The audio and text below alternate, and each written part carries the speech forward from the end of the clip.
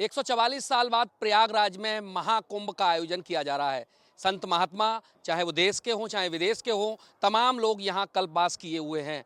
ऐसे ही संत महात्माओं में एक डोमिनोज वाले बाबा हैं, जो अमेरिका से एक लाखों का पैकेज छोड़ने के बाद वो संत बने, और संत बनने के बाद जो पैसा उन्होंने कमाया वो संत महात्माओं की सेवा, गौ सेवा और या फिर आश्रम के निर्माण में लगा दिया गया।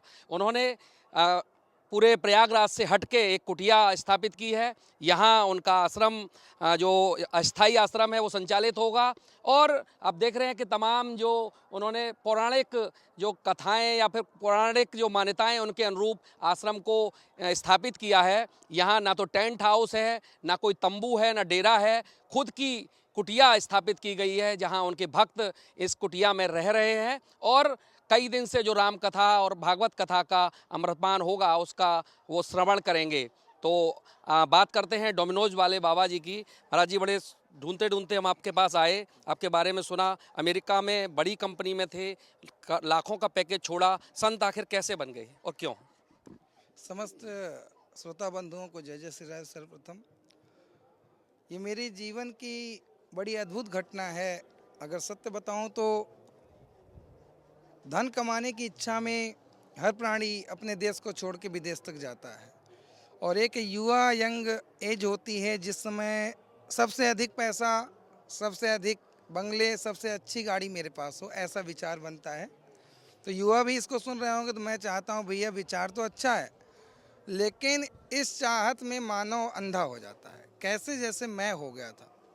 प्रत्यक्षम किम प्रमाणम, मैंने अपने जीवन की घटना देखी है। पैसे इंसान को अंधा बना देती है, और उसके चक्कर में 2 नंबर के काम इंसान से होते हैं। यानी पैकेज तो हमारा कुछ है, 2 लाख, 4 लाख, 5 लाख, 10 लाख, 20 लाख, वो ठीक है, लेकिन पैसे के अधिक चाहत में इंसान झूठ बोलता है, बेईमानी करता है, चोरी करता है, जिससे अधिक धन अर्जन हो जाता है। तो मुझे आप लोगों से इतना ही कहना, भैया कितना कुछ कर लो, लेकिन अंत में जवाब आपको देना पड़ेगा। ऐसी क्या घटना थी जो एकदम मानव जीवन से संत जीवन में आप आ गए, सब कुछ छोड़ दिया, करोड़ों रुपए का पैकेज, वर्ष भर का, एकदम?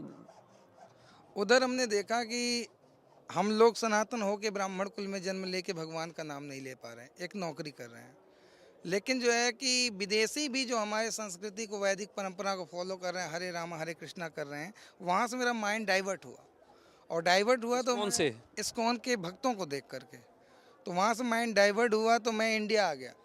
और जब इंडिया आया तो यहाँ पुनः कुछ दिन बाद इच्छा हुई कि चलो ज्वाइन करते हैं। फिर एक एमएनसी मैंने पकड़ी, उस एमएनसी को भी करना प्रारंभ कर दिया। अमेरिका किस कंपनी में थे आप? वहाँ पे मैं, कई कंपनियाँ हैं जिनका प्रॉपर नाम आपको नहीं बताऊंगा, कई कंपनियाँ मेरे जीवन में रही। इंडिया में भी कई कंपनियाँ हैं। फिर भी एक दो कंपनी इंडिया में भी डोमिनोज, गुरुकुल, आईजीएल इत्यादि कंपनियों में हमने वर्क किया। तो यहाँ आने के बाद पुनः मन में जागृति हुई कि भक्ति लाइन से जुड़ेंगे। भक्ति जुड़ गया, पढ़ना प्रारंभ किया। तो धीरे धीरे पढ़ना तो चाहा, लेकिन समाज के स्टैंडर्ड को देख करके, परिवार को स्टैंडर्ड के देख कर हमें दोबारा अर्जन करना पड़ा। तो अर्जन तो किया, लेकिन एक समय ऐसा आया जिसमें अर्जन करने में मुझे टैक्स भी वसूलना पड़ा। जिस प्रयाग की धरती में, यहाँ मैंने टैक्स भी वसूला है दुकानों से। ये वीडियो जाएगी, शायद वो देख पाएंगे। और उसके बाद लोगों के कई कारनामे करने पड़ते थे धन अर्जन करने के लिए।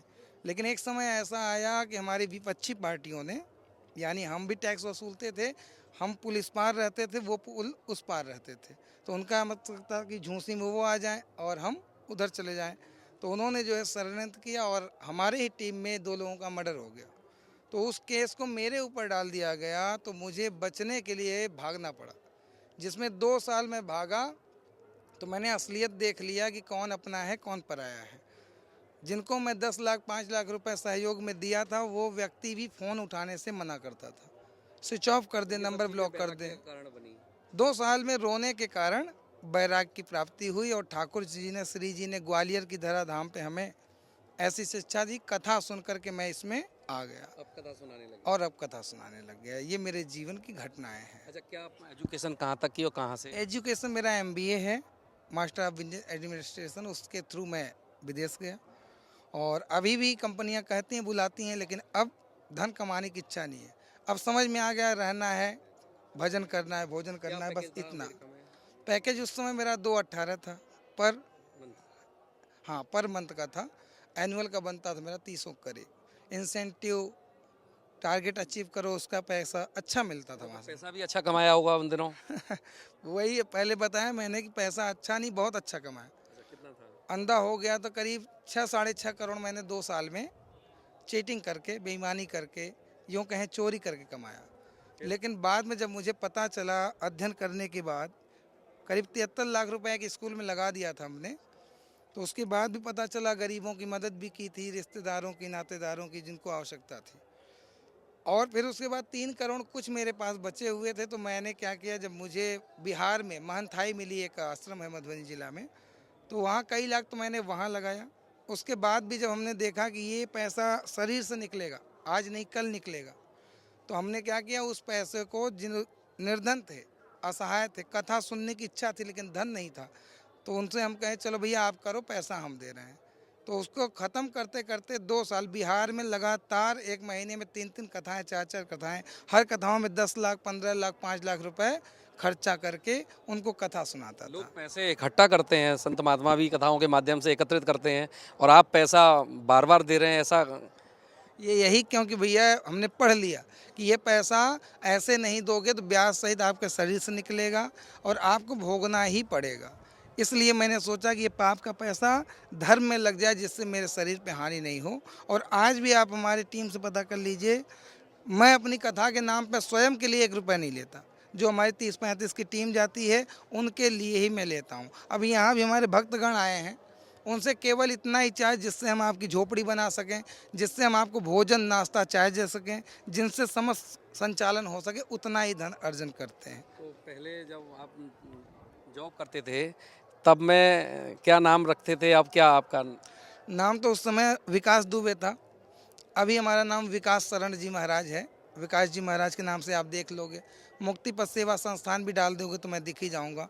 अभी ब्रज में सारी यात्राएं, मैक्सिमम यात्राएं हमारी होती हैं। पूरे ब्रज प्रांत में 84 कोष वाले बाबा के नाम से हमें जाना जाता है। तो कहा जाए डोमिनोज छोड़ के और कंपनियां छोड़ डोमिनोज, आईजीएल, गुरुकुल, के, ये छोड़ने के बाद हाँ आप जो है संत हो हैं, और संत नहीं हूँ, भक्त बनने की लाइन में लगा हूँ। संत नहीं कह सकते अपने आप को। संत बहुत बड़ी चीज़ है, वो 5 गुण हर किसी के अंदर जल्दी नहीं आएंगे। इसलिए हम लोग केवल भक्त बनने की लाइन में, भक्त भी नहीं है, समझ रहे हैं। यही हमारे जीवन की कथा है। बाकी यही सबसे कहूँगा कि आप लोग भी, बेईमानी अभी अच्छी लग रही, बाद में आपको कष्टदायी होगी। बेईमानी कभी मत करें। और लोगों के लिए आप जीवन में जितना कार्य कर सकते हैं, अपने लिए केवल एक खटिया चाहिए, एक कमरा चाहिए, एक गाड़ी चाहिए, इससे ज़्यादा कुछ नहीं चाहिए। इतने में ही संतुष्ट हो जाए। पैसा था कमाया था वो सब अब बराबर हो गया? ब्लैक मनी 6 करोड़ कुछ लाख थे, वो सब के सब हमने बराबर कर लिए हैं। अब केवल केवल केवल दान और दक्षिणा करेंगे? दान दक्षिणा जो भी अभी मिलता भी है हमें, तो हम लोग भी अपने पैसों को डोनेट करते हैं, कहीं न कहीं धर्म के कार्य में लगाते हैं।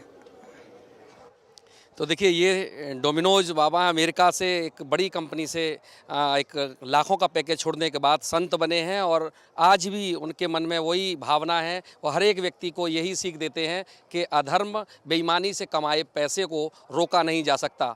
6 करोड़ से अधिक रुपए कमाने की बात उन्होंने ऑन कैमरा कही है कि उन्होंने बेईमानी से कहा जाए या फिर छल से कमाया, लेकिन जैसे ही उनके अंदर वैराग्य आया तो पूरा पैसा उन्होंने सेवा भाव में लगा दिया, धार्मिक स्थलों के निर्माण में, भागवत कथा में या फिर गौ सेवा में।